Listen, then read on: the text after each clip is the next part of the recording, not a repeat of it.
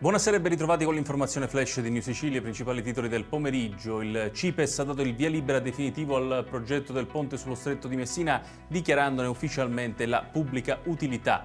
L'opera, dal valore complessivo di 13,5 miliardi di euro, sarà finanziata interamente con fondi statali e con l'aumento di capitale della società Stretto di Messina. Secondo il cronoprogramma, i lavori dovrebbero terminare nel 2032.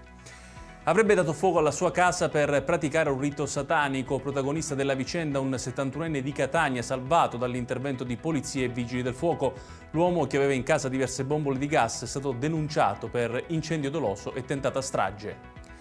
Quasi 4 kg di droga tra marijuana e hashish, per un valore di mercato stimato in oltre 40.000 euro, sono stati sequestrati dai carabinieri di Catania. Erano nascosti nel sottotetto dell'abitazione di un 47enne di San Cristoforo, che è stato arrestato per spaccio di sostanze stupefacenti.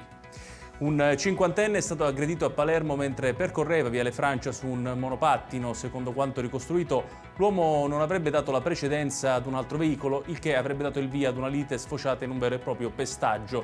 L'uomo è stato infatti costretto al ricovero del pronto soccorso con 2 fratture e una prognosi di 20 giorni. Chiudiamo con il meteo. Nella giornata di domani ancora alta pressione in Sicilia, che garantirà tempo soleggiato su tutta l'isola. Le temperature subiranno un lieve ribasso, con i valori massimi che dovrebbero restare al di sotto dei 30 gradi in tutte le province. Ed è tutto per questa edizione. Tutti i dettagli su queste notizie li trovate come sempre sul nostro sito www.newsicilia.it. Grazie per averci seguito e buon proseguimento di serata.